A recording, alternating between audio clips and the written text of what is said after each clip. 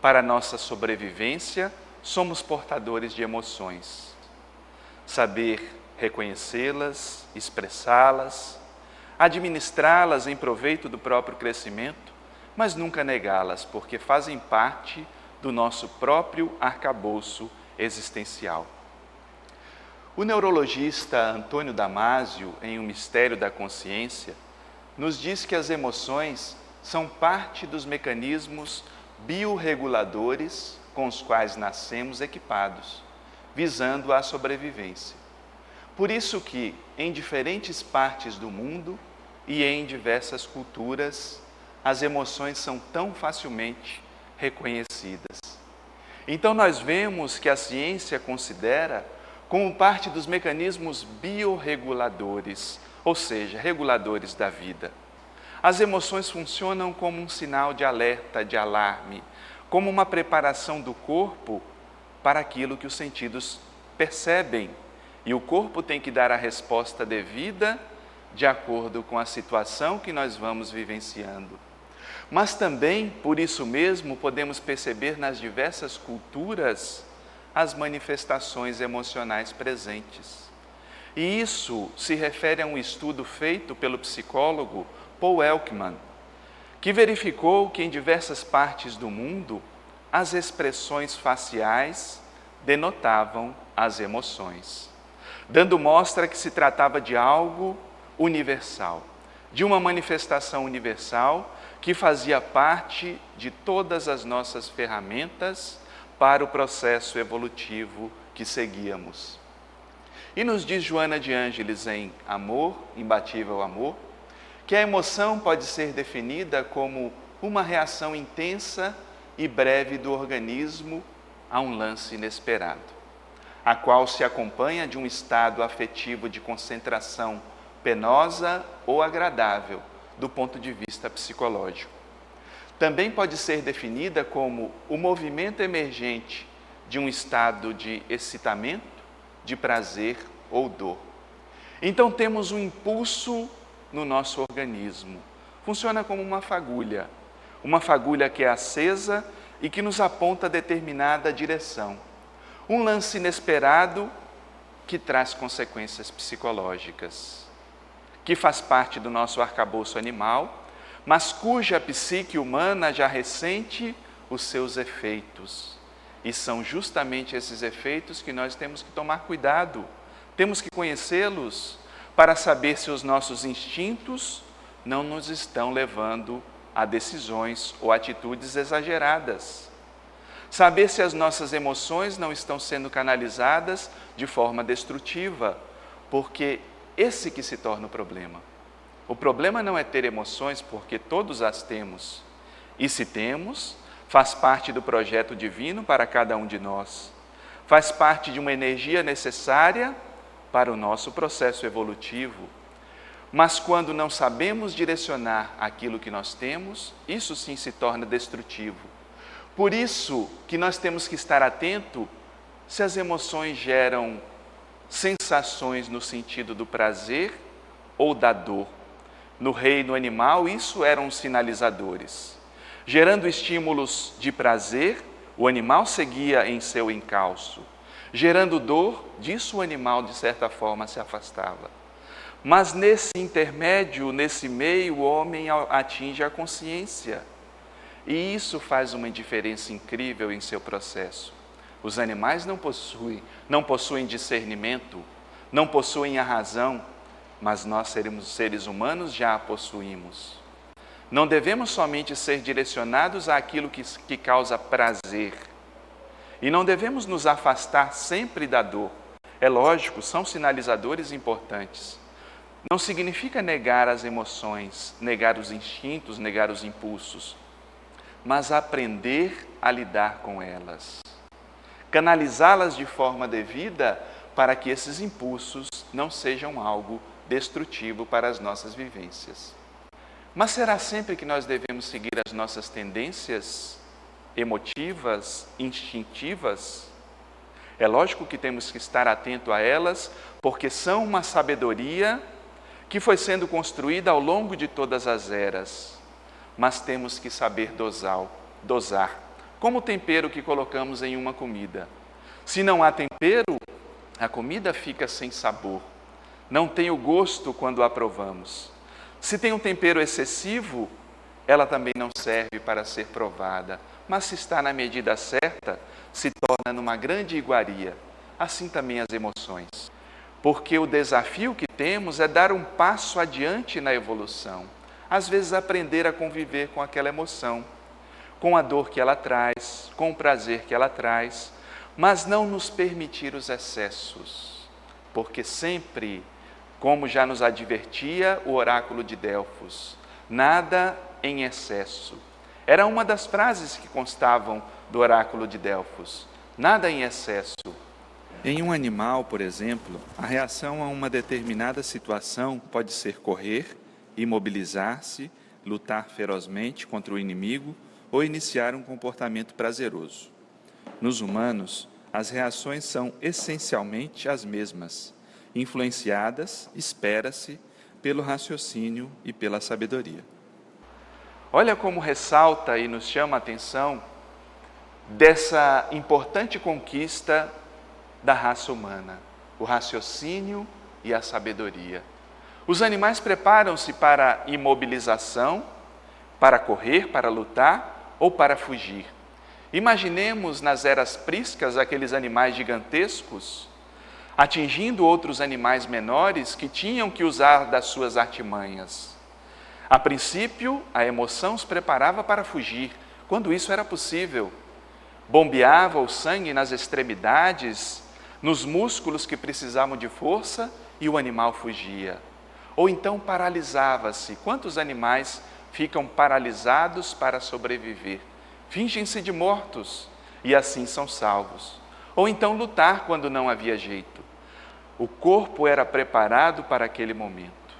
As emoções, funcionando como um laboratório químico dentro do corpo, davam toda a energia necessária para que sobrevivêssemos, e isso acontece até os dias atuais.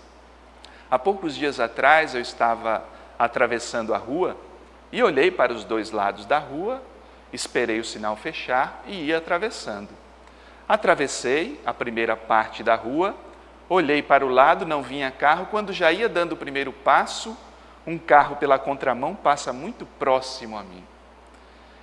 Meu corpo gelou naquela hora. A respiração parece que ficou paralisada. A pele ainda mais branca, alva como uma alma, como dizem, né? Como um fantasma. E eu atravessei a rua, o restante da rua, o corpo começou a tremer da emoção que foi sentida naquela hora. E eu andei e caminhei um pouco adiante. O carro parou logo adiante. E eu decidi conversar com a pessoa que havia feito aquilo, porque havia tomado uma atitude inconsequente, poderia tirar ali uma vida, ou a minha ou de outras pessoas. E quando eu cheguei para conversar com ele, ele: me desculpe, meu amigo, eu estou gelado até agora. Ou seja, o corpo dele também teve aquela reação e ele ficou congelado, por isso parou o carro adiante, porque não conseguia levar o carro adiante. Isso foi um exemplo para mim, dizia ele, foi uma lição, e eu espero não repetir esse tipo de atitude, porque foi inconsequente, inconveniente, eu peço desculpas.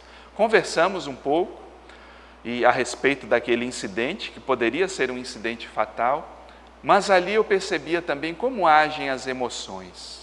O corpo é preparado para paralisar-se, porque naquele momento, se eu fosse tomado de fúria e corresse naquele instante, poderia perder a vida.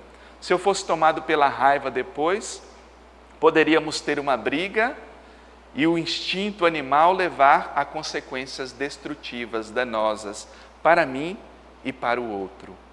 Mas como nós somos portadores da razão, já podemos respirar, já podemos discernir, já podemos usar, como diz Antônio Damasio, o raciocínio, a sabedoria, para perceber o que o corpo diz, mas não ser ditado simplesmente pelas emoções primárias, não ser ditado pelos impulsos, pelos instintos, que são e funcionam até determinado ponto como algo importante, mas que precisam estar aliados à sabedoria, à conquista da razão como algo superior. Mirei Lopes, na famosa obra 4 gigantes da alma, nos diz que 3 são as emoções primárias, nas quais se encontra toda a gama de reflexos e deflexos de fuga, agressão e fusão possessiva. Seus nomes mais comuns: o medo, a ira e o afeto. Afeto ou amor, ele chama de amor, mas o sentido que ele dá a essa emoção é a busca do afeto, como veremos adiante. Então, essas 3 emoções primárias fazem parte de toda a nossa herança animal. Quem é que não sente medo? Quem é que nunca sentiu um tremor, uma sensação desagradável, um desejo de não seguir adiante, um pavor perante determinada situação? E normalmente o medo é interpretado como uma emoção negativa. Mas será que é somente uma emoção negativa? Será que o medo também nos preserva de determinadas situações? Será que envolvidos por essa emoção, o nosso instinto não quer dizer: preste atenção, verifique, observe? Não quer simplesmente nos paralisar, mas dar um freio a um impulso que pode ser destrutivo naquele momento. Quem é que não sente medo? Todos temos, porque faz parte da nossa herança. Patológico que se torna quando esse medo nos paralisa, quando esse medo nos detém, quando devemos avançar, seguir adiante, quando esse medo nos impede conquistas importantes para o ser espiritual que somos. Aí sim o medo começa a se transformar num medo patológico. E muitas vezes precisamos nos precaver de determinadas situações, das agressões físicas, das agressões verbais, de determinadas circunstâncias que não precisamos viver, e o corpo já nos aciona essa proteção chamada medo, mas que não deve se transformar em um fator impeditivo das nossas conquistas.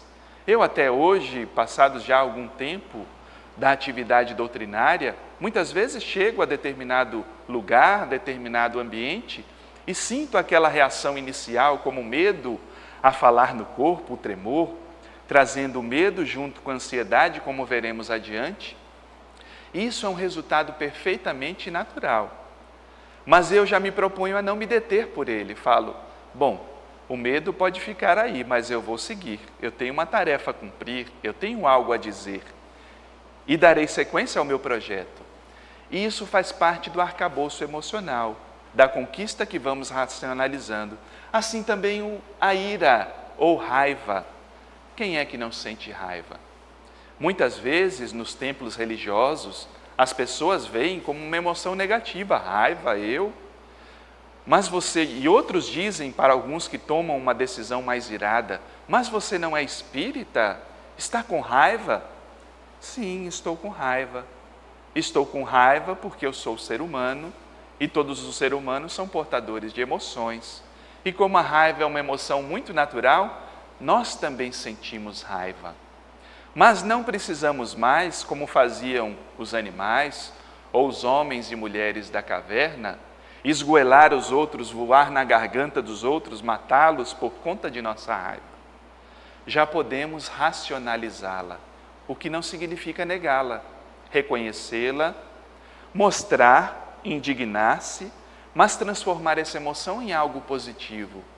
Quantas vezes as pessoas tomam atitudes necessárias porque foram tomadas pela raiva e transformaram, canalizaram essa raiva, transformando-a em indignação. A indignação tão necessária nos nossos dias atuais, quando vemos tantas atitudes equivocadas, quantas posturas erradas. Devemos nos calar? Ou somos parte também desse todo que devemos educar, devemos transformar, e por isso a raiva tem que ser percebida, trabalhada e bem canalizada, assim como as emoções do afeto, esse afeto inicial que nos conecta ao outro. E nos animais já verificamos essas reações primárias de afeição, quando Joana de Ângeles nos diz, a fera que lambe a sua cria será no futuro aquela mãe que embalará a criança junto ao seu seio. Ou seja, ali se começam os treinos para o sentimento. O animal ainda não tem desenvolvido o sentimento. Tem a emoção do afeto, que um dia conduzirá à conquista do amor. E em encontro com a paz e a saúde, a benfeitora diferencia as emoções dos sentimentos, dizendo o seguinte: as emoções funcionam automaticamente, sem consciência direta da ocorrência, enquanto que os sentimentos são percepções conscientes das ocorrências. E aí já verificamos a diferença. Quando chegamos na idade da razão, passamos a conquistar os sentimentos. E a função desse arcabouço emocional é ser percebido e orientado para a conquista dos sentimentos nobres, do amor, da fraternidade, da solidariedade, da transformação, da energia transformadora, e essa deve ser a busca dos homens e mulheres da era atual. Esses são os nossos desafios: transformar toda essa herança, esse arcabouço instintivo, em algo que nos impulsione à totalidade, a conquista de nós mesmos, a conquista de um ser que possa perceber o que vive, perceber o seu contexto e agir de maneira a transformar tudo aquilo que vive, porque se temos emoções, não devemos por elas ser possuídos. E Jung dizia muito bem a respeito dos complexos, quando dizia que o problema não era simplesmente ter complexos, porque todos nós temos complexos. E lembremos, a base dos complexos são as emoções. As experiências que têm um arcabouço emocional vão se formando complexos de acordo com o tipo de experiência. E nós devemos perceber para não sermos tomados por esses complexos. E a partir da conquista da consciência, vamos sendo orientados pelos sentimentos. Os sentimentos, então, têm um direcionamento da razão. Quando eu percebo a emoção, quando eu vou arquivando essa emoção, quando eu consigo percebê-la, diferenciá-la, direcioná-la, já trabalho com a noção de sentimentos, porque a razão está unida a essa parte instintiva do ser. Eric Berne, que é o pai da análise transacional, ele nos diz que além das emoções já citadas por Mírey Lopes, a alegria e a tristeza também seriam emoções básicas. E desde a detonação da carga emocional até o seu efeito corporal, 3 tempos da emoção podem ser identificados: o sentir, o expressar verbal, o atuar corporal. Então nós vemos que, a respeito da estrutura emocional, até mesmo os teóricos têm certa divergência, mas vão incluindo partes importantes da nossa percepção, porque alegria e tristeza vão sendo percebidos na nossa herança, na nossa caminhada, desde cedo no processo evolutivo. São como o processo inicial da emoção. E passamos por essas 3 partes. O sentir. O sentir é a base instintiva. Todos nós sentimos as emoções. Todos nós temos uma carga emocional. E isso não diferencia o homem do animal. Mas essa segunda etapa, o expressar verbal, nos diferencia. Temos a capacidade de expressar verbalmente as nossas emoções. Falar a respeito da raiva que sinto, falar a respeito do medo, falar a respeito do afeto, dessa conquista que vai unificando e que nos impulsiona a algo mais importante. Então, essa capacidade de perceber, sentir e expressar nos diferencia dos animais nessa conquista. Infelizmente, muitas culturas velam ou até mesmo vedam a expressão emocional. Nós ficamos tolhidos em nossas expressões tão naturais do processo evolutivo. E quantas vezes isso se torna a base das nossas neuroses, das nossas psicopatologias, porque a emoção cumpre um caminho: sentir, expressar verbal e o atuar corporal. E aí advém um outro problema também nesse atuar corporal. Quantas vezes nós engolimos as nossas emoções, como uma criança que chora e o pai ou a mãe diz: engula seu choro, engula seu choro. E a criança, desde cedo, é orientada a não expressar uma emoção muito natural que sente nela mesma. Ou então somos obrigados a não sentir medo. Você é homem, você não pode ter medo. Você tem que ter coragem. Por que não posso ter medo? Por que não posso sentir essa emoção tão natural? Não devo ficar paralisado pelo medo, que é diferente. Devo desafiar o medo dentro dos limites naturais. Mas sentir é algo muito natural. Também a raiva.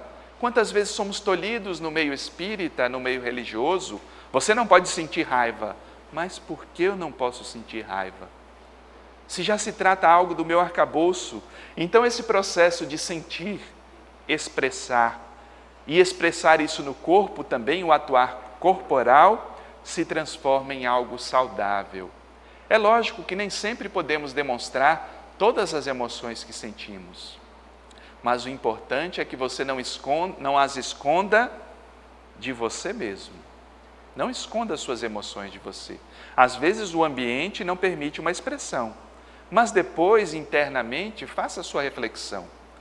Perceba esse arcabouço emocional, porque isso faz parte da construção do nosso mundo psíquico, da percepção psíquica e da nossa evolução. Joana de Ângeles, em Atitudes Renovadas, nos diz que quando são cultivadas as reminiscências das emoções danosas, há mais facilidades para que outras se expressem ante qualquer circunstância desagradável. Como não se pode, nem se deve viver de experiências transatas, o ideal é diluir-se em novas experiências todas aquelas que causaram dor e hostilidade. E aí uma chamada de atenção, uma reflexão. Quando vivemos na reminiscência de emoções dolorosas, danosas, vamos arquivando a dor sofrida, vamos arquivando a tristeza, a raiva, que se transforma em mágoa, se transforma em ressentimento, e tudo isso é veneno para o nosso corpo, é veneno psíquico, que vai afetar quem em primeiro lugar? Quem será o afetado dessa emoção não expressa, dessa atitude que não foi reflexionada, reelaborada, senão nós mesmos? Essas atitudes danosas no nosso comportamento se voltam contra nós mesmos.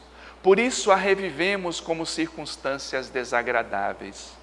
Por isso que constantemente a nossa psique traz à mente, por isso o nome ressentimento, sentir novamente aquilo que ficou guardado, mas não foi resolvido. Por isso que sentimos a carga emocional. Por isso que as pessoas às vezes falam que quando nós perdoamos, nós esquecemos. Não é inteiramente verdade, porque o esquecimento faz parte da memória. Mas é certo que quando diluímos uma carga emocional, isso fica de forma suave e leve no nosso inconsciente, que é capaz que não tenhamos uma recordação constante daquele fato, e a temos, essa recordação constante, quando esse arquivo não ficou bem elaborado. Quando guardamos algo que não ficou resolvido em nossa psique, e trazemos à tona em nosso mundo emocional essas dores, essas dificuldades, e quantas dificuldades vão sendo guardadas. As emoções negativas vividas com pai, com mãe, principalmente esses dois do contexto familiar, mas também com irmãos na escola. Isso tudo vai formando o arcabouço emocional, se transformando em complexos e que, se não são trabalhados, tolhem a nossa energia, ou seja, aquela energia que poderia ser usada para o nosso processo de individuação, de plenitude, de plenificação, vai ficando retida. E como nós precisamos de toda essa energia para a conquista do todo que somos, não desenvolvemos certos aspectos da nossa existência por conta dessas energias que ficaram retidas, carga emocional que não foi trabalhada, gerando dor e hostilidade. Continua a benfeitora dizendo que não se deve lutar contra as emoções, mesmo aquelas denominadas prejudiciais, antes cabendo o esforço para desviar-se a ocorrência daquilo que possa significar danos em relação a si mesmo ou a outrem. Não lute contra as suas emoções. Seja verdadeiro, pelo menos consigo, quando sentir raiva, medo, alegria, tristeza, dor, quando estiver alegre e contente, porque todas as emoções fazem parte de ferramentas para o nosso aprimoramento. Não negue algo que é muito natural em você. Isso não quer dizer que não devamos reflexionar a respeito dessas emoções, porque se elas se repetem, isso tem uma causa.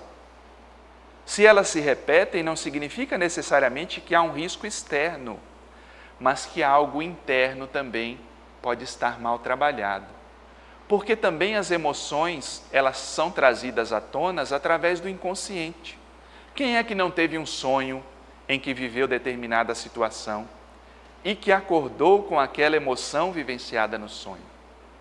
Ou seja, o fato, na realidade objetiva, como a chamamos, não existiu, mas existiu na realidade subjetiva, na realidade do inconsciente, e trouxe uma carga emocional, provavelmente arquivada nesse inconsciente, que necessita ser liberada, necessita ser trabalhada, necessita ser transformada, para que não signifique danos contra mim mesmo, porque fazem parte dos meus complexos, ou contra o outro, porque irei tomar atitudes equivocadas, se estiver baseado nessas emoções que não foram trabalhadas em mim mesmo. Daniel Goleman nos diz que o impulso é o veículo da emoção. A semente de todo impulso é um sentimento explodindo para expressar-se em ação. Os que estão à mercê dos impulsos, os que não têm autocontrole, sofrem de uma deficiência moral.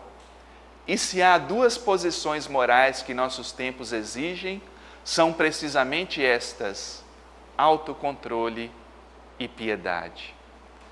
Como é profundo ver isso de um psicólogo que parece que tem um olhar mais profundo, mesmo que não seja religioso, mesmo que não seja espiritualista, conseguiu atingir algo profundo para a alma nessa percepção de que nós não devemos ficar à mercê dos nossos impulsos.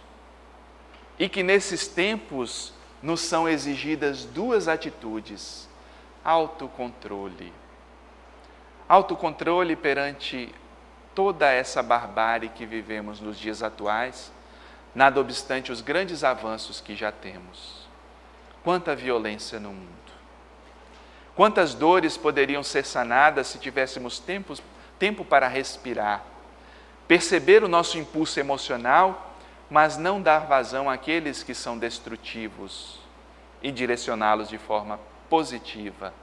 Piedade, como diz Daniel Goleman, para todos aqueles que não sabem ainda como expressar as suas emoções, vivem ainda das emoções primárias, das sensações rudes do corpo, porque ainda não percebem os prazeres da alma.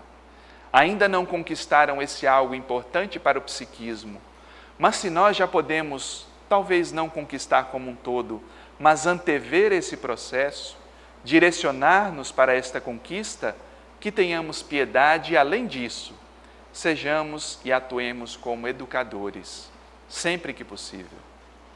Educando a nós mesmos em primeiro lugar, porque o homem e a mulher precisam educar-se para depois se transformarem em educadores, porque através do próprio exemplo poderão mostrar que não devemos ser reféns dos nossos impulsos, das nossas emoções, mas podemos ser auxiliares, coordenadores de toda essa bagagem que temos em nosso psiquismo. E completa Joana de Ângeles dizendo que, não se podendo viver sem as emoções, cuidar-se daquelas que edificam em detrimento das que perturbam. Tal é a missão do homem e da mulher inteligentes na terra. Possuímos e fomos conquistando ao longo da nossa escala evolutiva as emoções. No princípio, no reino vegetal, eram apenas sensibilidades. A sensibilidade da flor que responde ao toque, da planta que já convive com o meio em que vive. No reino animal, essa emoção ganha impulso. O arcabouço emocional fala mais alto. E vamos trabalhando de forma germinal os sentimentos que vamos a ser portadores no futuro dessa escala evolutiva. Conquistamos a razão, conquistamos a consciência. E nessa conquista da consciência nos permite algo importante. Não precisamos ficar mais à mercê dos nossos impulsos. Portanto, posso senti-los, posso percebê-los, mas isso é algo muito sutil. Mas não preciso mais brigar, digladiar com o outro.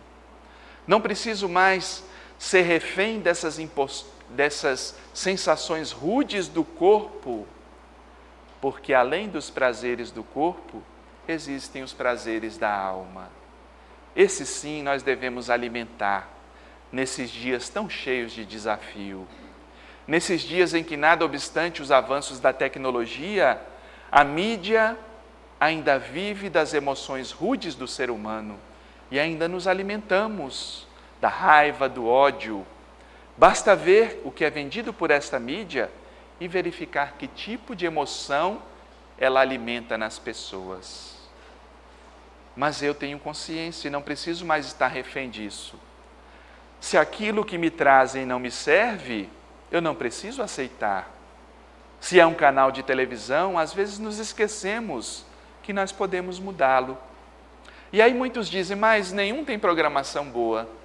Nós podemos desligar o aparelho de televisão, pegar um bom filme, ler um bom livro, escutar uma boa música. Quantas boas obras musicais falam a nossa emoção profunda e se transformam num sentimento suave que eleva a alma, que nos proporciona reflexões mais profundas. E nós continuamos nos alimentando da música que chama às sensações mais rudes. Basta observar a grande massa. Basta observar o comportamento coletivo daqueles que ainda não percebem o processo de individuação. Mas nós, que já sabemos que somos portadores da consciência, desta luz que nos guia, podemos sim perceber essas emoções, canalizá-las à luz da consciência e à luz da razão, e a pouco e pouco direcionar todo esse arcabouço, toda essa energia que nos forma e que somos formados à conquista da individuação, à conquista da plenitude em nós mesmos. Ficamos por aqui com as nossas reflexões. Desejamos muita paz a todos e até o nosso próximo encontro.